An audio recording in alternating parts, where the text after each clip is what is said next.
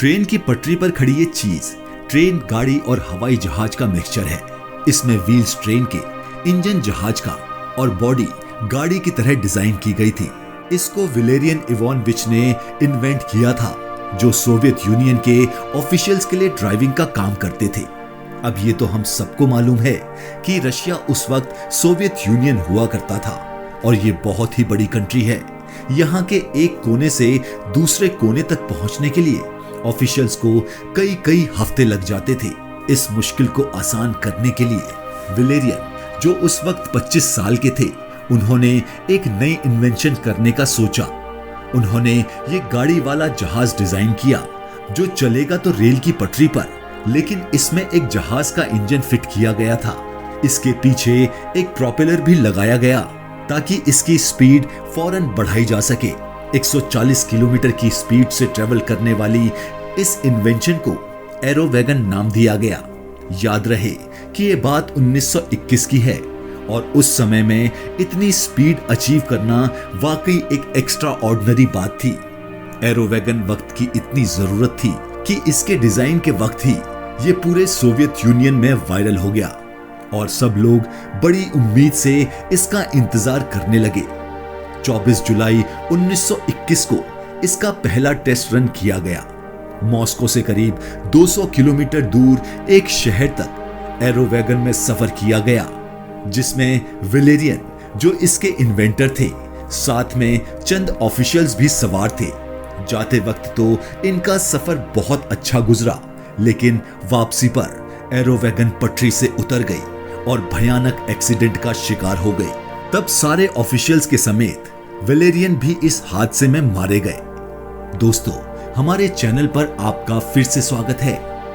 Soviet inventor valerian कोई पहले इंसान नहीं थे जिनको अपनी ही इन्वेंशन ने मौत के घाट उतार दिया हो। हिस्ट्री में ऐसी बहुत कहानियां हैं। आइए ऐसी 4 इन्वेंशंस के बारे में जानते हैं।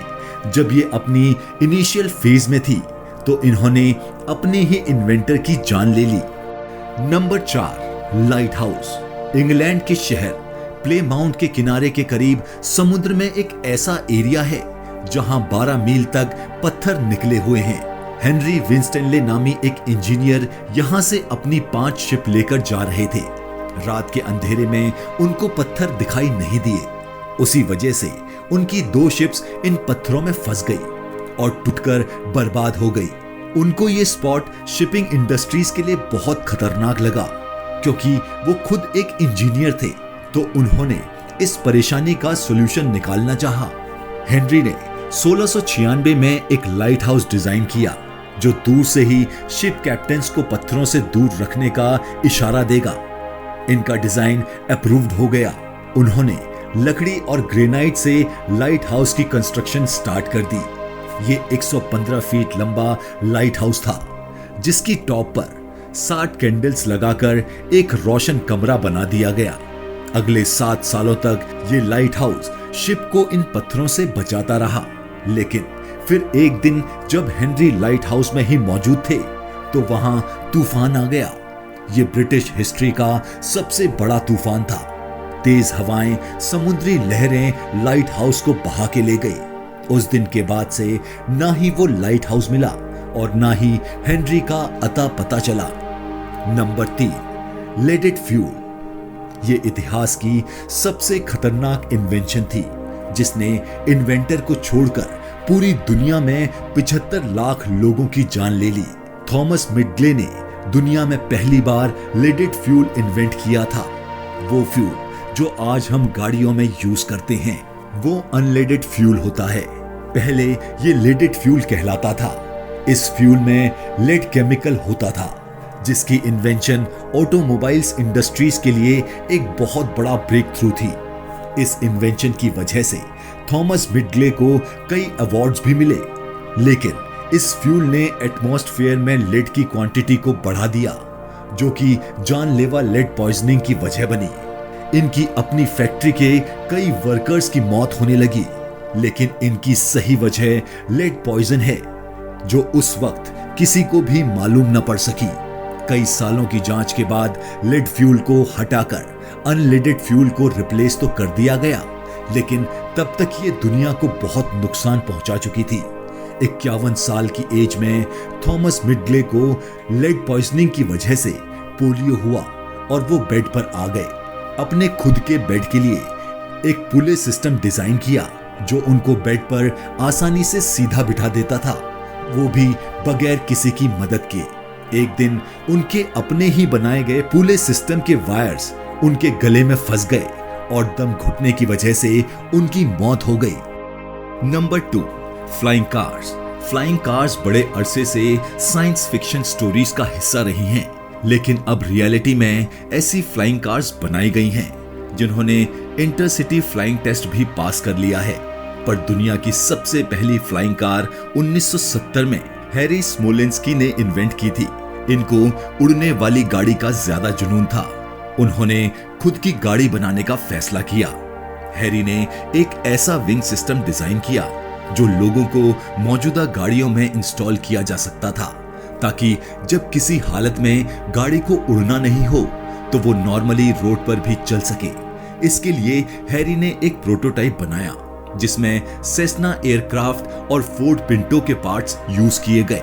इस प्रोटोटाइप को फोर्ड सेस्ना कहा जाता था। 11 सितंबर 1973 को कैलिफोर्निया वेंचुरा कंट्री एयरपोर्ट से प्रोटोटाइप को टेक ऑफ किया गया।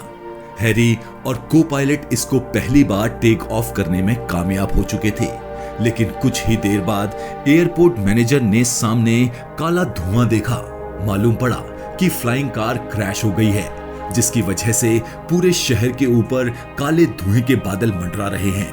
इन्वेस्टिगेशन से मालूम पड़ा कि फोर्ड सेस्ना को बनाते वक्त पार्ट्स की वेल्डिंग कमजोर थी, जिसकी वजह से ये खतरनाक हादसा हुआ। और अब नंबर 1, मैक्स वेलर एक ऑस्ट्रेलियन पायलट थे जो इन्वेंशन की रेस में 2 कदम आगे निकल गए। वो एक स्पेसक्राफ्ट बनाना चाहते थे जो इंसान को स्पेस में लेकर जा सके।